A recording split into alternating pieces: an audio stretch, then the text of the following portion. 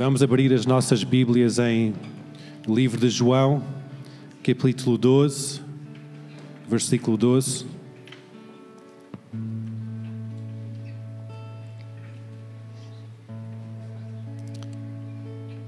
E a palavra do Senhor diz o seguinte: No dia seguinte, ouvindo uma grande multidão que viera à festa que Jesus vinha a Jerusalém, tomaram ramos de palmeiras e saíram-lhe ao encontro e clamavam: Hosana, bendito o Rei de Israel que vem em nome do Senhor. E Jesus, achando um jumentinho, assentou-se sobre ele, como está escrito: Não temas, ó filho de Sião, porque eis que o teu rei vem assentar sobre o filho de uma jumenta. E os seus discípulos, porém, não entenderam isso no princípio. Mas quando Jesus foi glorificado, então se lembraram que isto estava escrito dele e que isso lhe fizeram.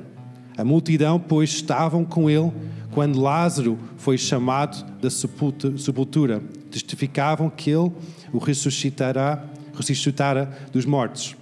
Pelo que a multidão lhe saiu ao encontro, porque tinha ouvido que lhe fizera este sinal. E disseram, pois, os fariseus entre si: Vedes, nada aproveitais, eis que tudo vão após dele. Versículo 20. Ora, havia alguns gregos entre os que tinham subido para adorar no dia da festa.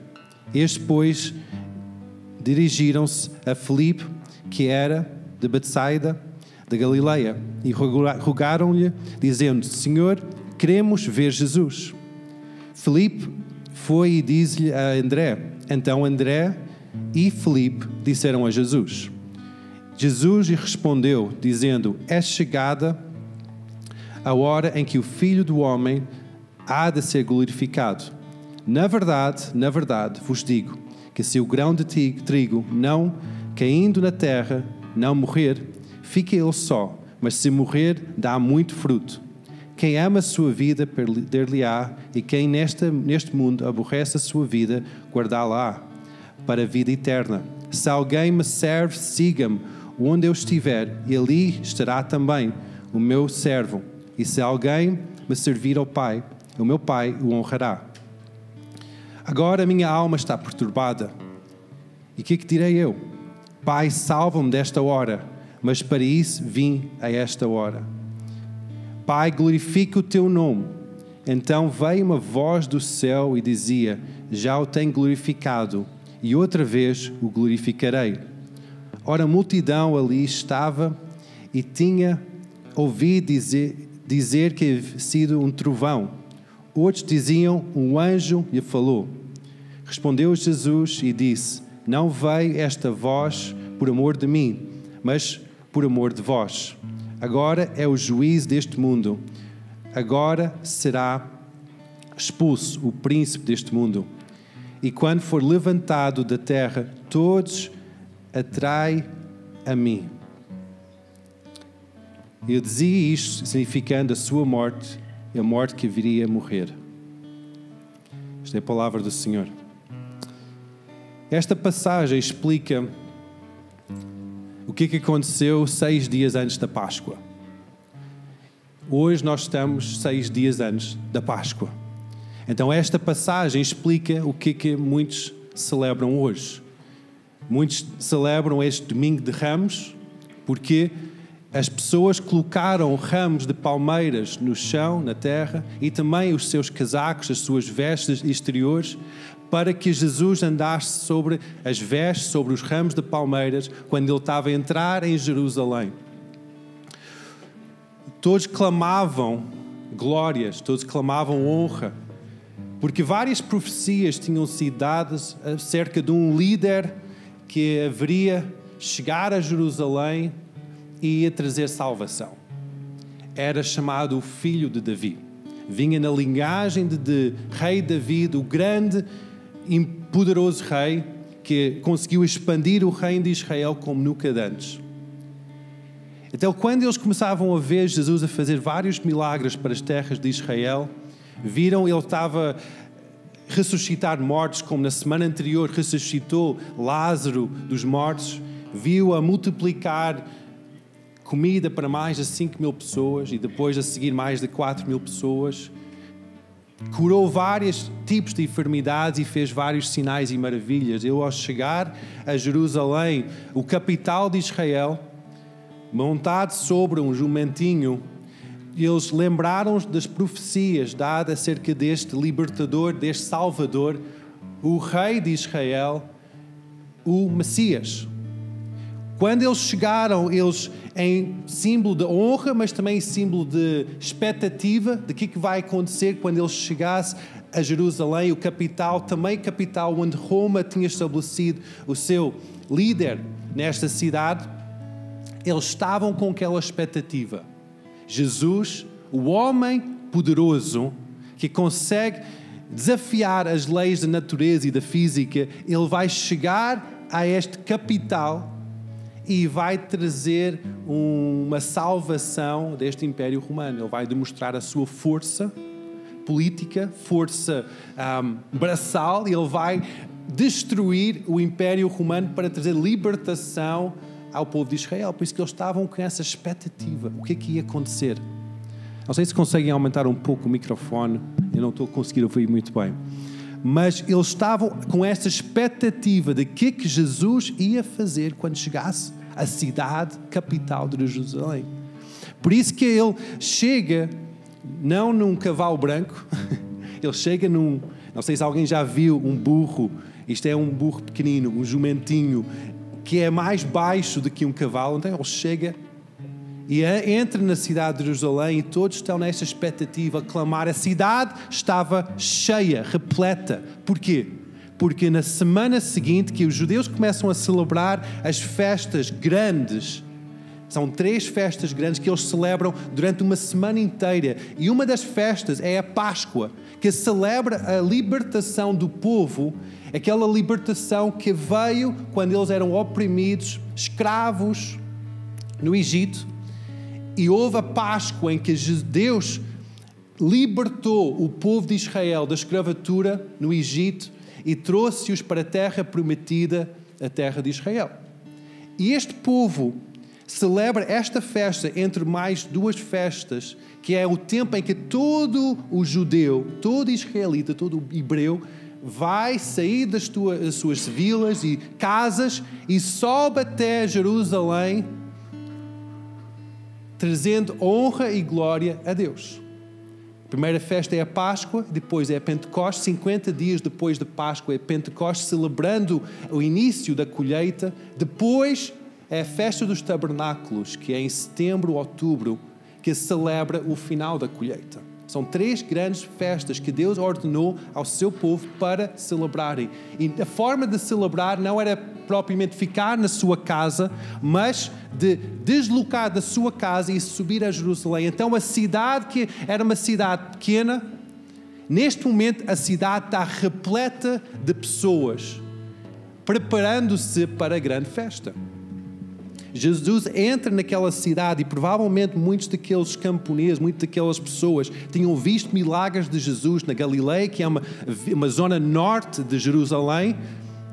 O próprio Filipe, que nós vemos que Filipe recebeu um pedido de parte dos gregos, que eram um povo longe de Israel, mas um povo muito respeitado pela sua... aquele berço de cultura, berço de filosofia, berço de inteligência, em que mesmo muitas das leis que nós temos hoje em dia são leis fundadas na filosofia grega. Era um povo, apesar de ser dominado pelos romanos, era um povo muito respeitado, até hoje em dia é respeitado.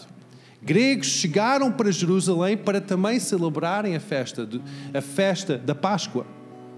Eles chegam a Jesus, chegam a um homem, um discípulo de Jesus, que vem de uma terra a norte, Betsaida é a norte. Eles chegam e dizem: deixe-nos falar com Jesus. Filipe olha para André, irmão de Pedro, que talvez tinha uma afinidade mais próxima porque era um pescador e foi um dos primeiros discípulos de Jesus. e diz: André, ajuda-me a falar com o mestre, porque eu já não tenho coragem, em minhas palavras, não tenho coragem de fazer este pedido ao mestre. Nesta entrada, chama-se a entrada triunfal de Jesus na cidade de Jerusalém, está uma multidão toda à volta, em celebração, todos estão a tentar ver Jesus.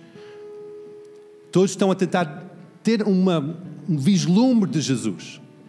Não sei se muitas vezes nós vemos celebridades a passar. Ano passado nós tivemos a visita do Papa aqui em Lisboa e a cidade estava repleta de pessoas a querem ver o Papa.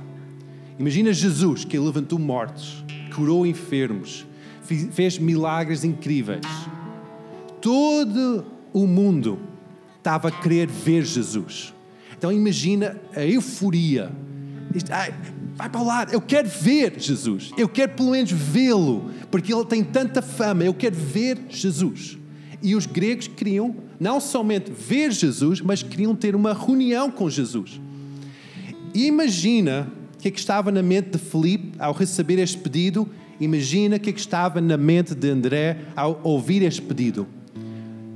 Queriam ter um encontro com Jesus. Provavelmente ia ajudar Jesus a subir de nível de influência, sai daquele nível de somente uns povos pequenos, umas vilas pequenas, pescatórias, para uma influência global.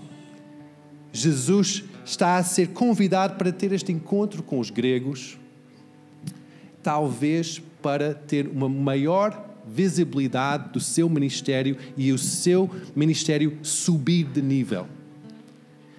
E Jesus somente olha para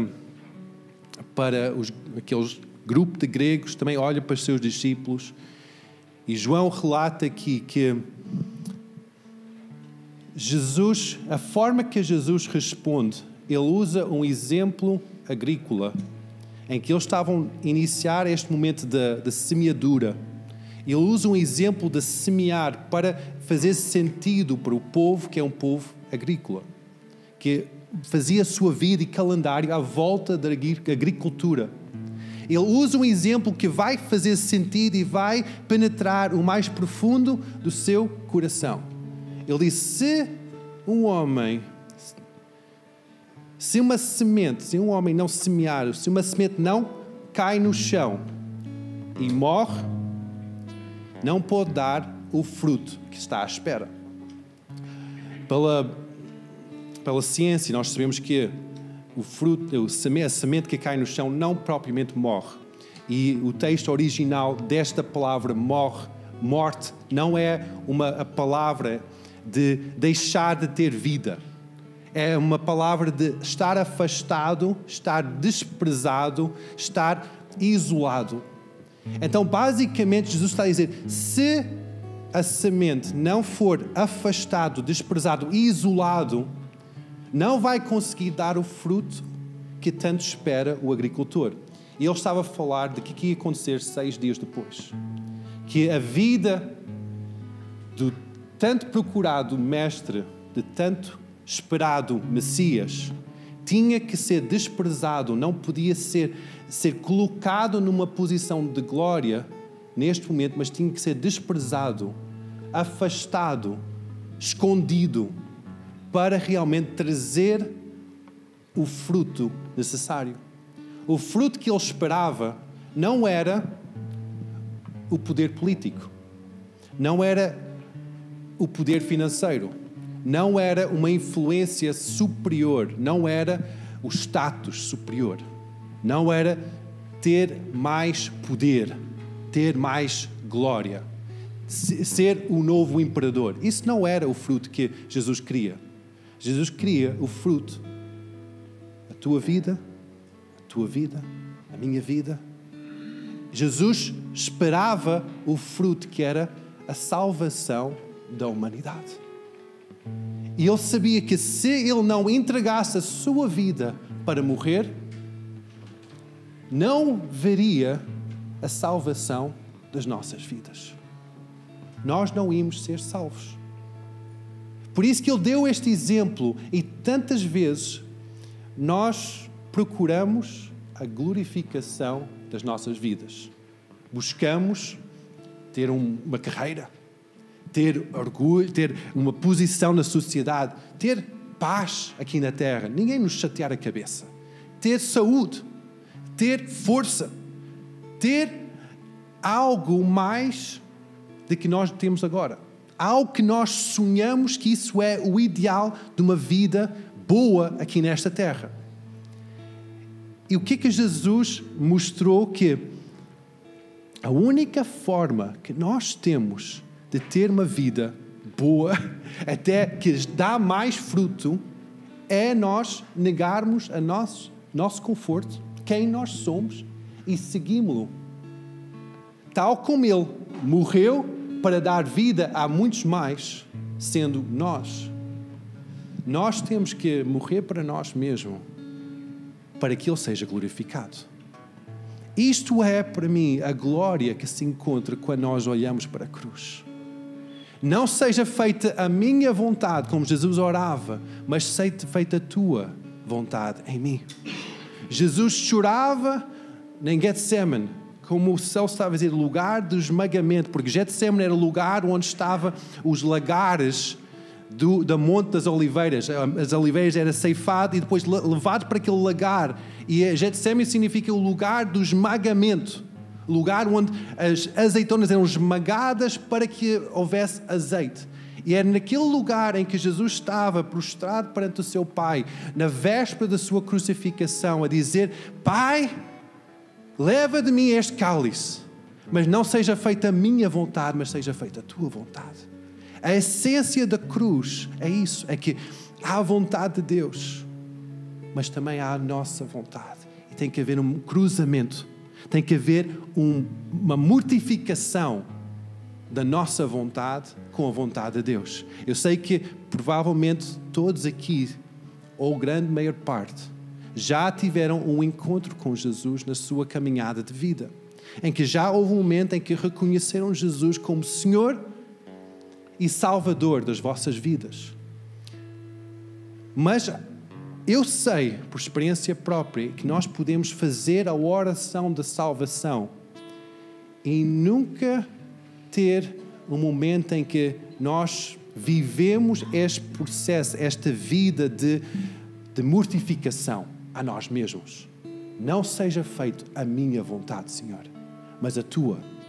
Porquê é que eu digo isso com tanta confiança? Porque eu vejo tantas vezes na minha vida, eu vou buscar formas de me proteger, formas de me glorificar, formas de exaltar a minha imagem, quem eu acho que é a pessoa ideal da minha vida, os meus sonhos, os meus projetos. Eu não levo em conta o que o Pai quer, o que Deus quer sobre a minha vida. Eu vou buscar, e tantas vezes através de estudos, através de coisas que eu vejo neste mundo, e digo, eu quero este carro, eu quero esta carreira, eu quero esta profissão. Eu não tomo o cuidado de dizer: Deus, o que é que tu queres de mim? Qual é a tua vontade para a minha vida? Muitas vezes Deus usa os nossos estudos para cumprir a sua vontade para nós. Muitas vezes Deus usa nossos bens, os nossos posses, para a sua glória. Ele pode usar o teu carro, ele pode dizer: ok, não, Núria, eu quero que tenhas uma casa grande. Para quê? Para receber muitas pessoas. E para que o meu nome possa ser glorificado na tua casa grande. Muitas vezes Ele coloca sementes no nosso coração para que Ele seja glorificado. Mas nunca é para a nossa glória. Nós temos que deixar a nossa vontade cair para o chão, ir para baixo, para Ele ser glorificado. Na minha experiência, eu estava até mais novo que o David, ou até talvez a idade do David. Não, mais novo, a idade da Lara, mais. E houve aquele azáfoma de: eu quero casar-me com 19 anos. Muito novo, muito jovem. Idade da Lara, muito jovem. Mas eu tinha calma, muito jovem. Muito jovem. Mas eu tinha esta ideia na minha mente: eu quero casar, eu preciso casar. Tinha 18 anos. Come on, muito jovem demais. Isto é um pai falar, não é jovem demais pelo Senhor. Naquela altura disse, eu quero casar. Mas um momento, tal como o momento que nós passamos há pouco, estávamos em adoração. Eu só estava na presença de Deus. Com lágrimas aqui, Deus começa a vir sobre a minha vida. Perante a sua glória, eu só digo ao Senhor, eu quero lá saber se vou casar ou não. Eu quero a tua vontade. Se eu vou passar a minha vida toda solteira, eu quero lá saber. Mas eu quero a tua vontade. O que é que tu tens para mim? Qual é que é a tua missão para a minha vida? E eu só vejo o sorriso de Deus. E Deus começa a abrir o livro do que é que Ele quer da minha vida. E Ele começa a revelar o que é que Ele tem para mim. E foi o momento mais marcante na minha vida, na presença de Deus. Eu tive vários momentos seguintes que eram marcantes na minha vida. Mas aquele momento da minha morte, para os meus desejos, para os meus planos, para o que eu queria, era o momento chave na minha vida. Porque eu disse com toda a sinceridade do meu coração, disse, Deus, eu largo tudo aos teus pés. Não seja feita a minha vontade, mas a tua vontade seja feita. E quando eu comecei a andar passo a passo neste processo, nesta caminhada com Deus, cumprindo o que é que Ele mostrou-me naquele momento, eu comecei a ver coisas acontecer incríveis. Tal como Jesus, quando Ele deu o exemplo, Ele explicou o que tinha que acontecer. Ele explicou que a semente tinha que entrar no chão e tinha que dar a sua própria vida para que houvesse uma colheita. Logo a seguir, o que aconteceu? Vocês ouviram a leitura? Logo a seguir, houve algo sobrenatural naquelas ruas de Jerusalém. Algumas pessoas pensaram que era um trovão. Eu vi trovão ontem e é imponente. Algumas pessoas pensaram que era um trovão, outros pensavam que era um anjo, mas era o próprio Pai, Deus Pai, a falar sobre a vida de Jesus. Algo sobrenatural aconteceu. Quando Jesus demonstrou mais uma vez que não era o seu propósito de vida, não estava na sua glorificação, na sua promoção para outros patamares políticos e outras coisas que ia glorificá-lo aqui nesta terra. Isso não era o propósito da sua vida. O propósito da sua vida era a morte, para trazer a salvação. Há centenas de milhões de pessoas que já o aceitaram na sua vida como Senhor e Salvador. Eu fico um bocado comovido quando eu vejo cristãos que ainda não chegaram a este momento de mortificação. Eu fico comovido não propriamente de amor, mas é mais de pensar, vocês têm a oportunidade de muito mais. Ainda bem que estão nesta caminhada de cristianismo, mas há muito mais. Há uma nova vida. Só tem que abrir a mão da vossa vida. Há muito mais. Há muito mais. Quando nós abrimos mão da nossa vida, de tentar agarrar a nossa vida, Deus dá-nos a sua vida. Isso é muito maior.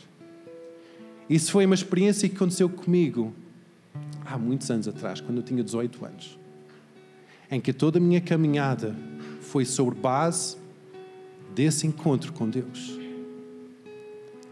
Estes momentos em que nós estamos em adoração são momentos tão sagrados, porque não somente estamos a ministrar a Deus, estamos a levantá-lo sobre tudo que passa nesta terra. E é algo precioso, mas é sagrado porque é um momento em que nós podemos estar completamente entregues na presença de Deus. Por isso que eu não queria que o louvor terminasse, porque é um momento sagrado em que eu posso novamente estar prostrado na presença de Deus. Novamente eu posso dizer: Deus, não seja feita a minha vontade, mas a tua seja feita. E nesse lugar de estar completamente prostrado na sua presença, é mais uma onda de sua vida que vem sobre mim. Mais ondas de revelação, mais transformação que vem sobre mim, mais coisas que Deus fala para os próximos passos da minha vida. Por isso que momentos de adoração não são o aquecimento para a pregação. Não é aquele aquecimento espiritual: vamos lá, divertimos um pouco, vamos lá cantar um pouco. Não é nada disso, por favor, não entre por aí. Momentos de adoração é um momento sagrado, em que não devia haver brincadeiras na sala, devia haver uma consagração da nossa vida perante o Rei dos Reis. É um momento sagrado. É um momento em que nós temos a oportunidade de não somente glorificar a Deus, mas estar prostrado na sua presença, em que Ele pode sorrir sobre a nossa vida, pode abrir portas de revelação sobre a nossa vida, pode transformar-nos com o poder, com a luz de Deus. E que é um momento em que nós podemos dizer: não seja feita a minha vontade, mas a tua, Senhor, seja feita em mim. Eu largo o controle. Eu largo o controle do volante de carro da minha vida. Há tantas metáforas que nós podemos usar, mas basicamente é isto: eu não quero ter o controle mais, mas seja feita a tua vontade na minha vida. Se nós resumimos o cristianismo somente a vir à igreja, ler a Bíblia, dizer amém no tempo certo, aleluia no outro tempo, nós estamos a limitar o que é que Deus pode fazer na nossa vida. Porque Ele tem muito mais. Quando eu entreguei o controle da minha vida, a minha vida mudou completamente. Completamente. Quando eu levantei daquele lugar de estar prostrado na presença de Deus, eu era um outro homem. Eu consegui ver claramente o que é que Deus queria para mim. Qual era o rumo da minha vida. Eu consegui ver o que é que Deus tinha no próximo passo da minha vida. É isso que pode acontecer na tua vida. Se andas um pouco assim à toa, um pouco assim a ver, ok, o que é que vai acontecer aqui, não sei o que vai acontecer ali, vamos ali à experiência. Deus não quer que nós andamos aqui às experiências. Porque cada passo tem que ser um passo que dá-lhe glória. É um passo de fé, um passo firme. Um passo em que nós sabemos que Deus está conosco. Por isso que nós temos que saber, nós temos que conhecer, nós temos que largar para viver. Aleluia. Vamos ficar em pé, igreja. E vamos ter mais este momento de adoração, em que é um momento em que eu próprio não posso orar por vocês. Eu não posso. Deus não me permite orar por vocês neste momento. Porque eu não posso tomar os passos que são necessários para a transformação da vossa vida. Eu não posso tomar isso.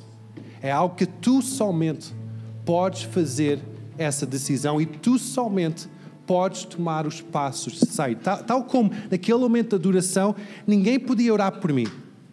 Eu tive que eu próprio decidir: Deus, este sonho que eu tenho, que está a ocupar tudo o que há em mim, eu largo perante ti. Eu largo todos os outros sonhos que eu tenho também. Eu largo tudo aos teus pés. Eu não quero a glória, eu quero que tu recebas a glória. Eu não quero o controle, mas eu quero que tu controles a minha vida. Então este é aquele momento em que eu não posso orar por vocês e ninguém mais pode orar por vocês. Por isso que se estás a sentir orar por alguém, por favor, hoje, neste tempo, não é tempo de orar por ninguém. É tempo em que nós vamos entrar em adoração. Neste momento santo e sagrado. Em que é um momento entre tu e Deus. É um momento em que tu podes encontrar com Deus vivo, que sempre ouve as nossas orações, Não somente o que sai da nossa boca, mas as orações do nosso coração, que são tão profundas que ninguém mais consegue ouvir. Deus está a ouvir o teu coração. Então, prepara o teu coração neste momento para entrar neste lugar de adoração.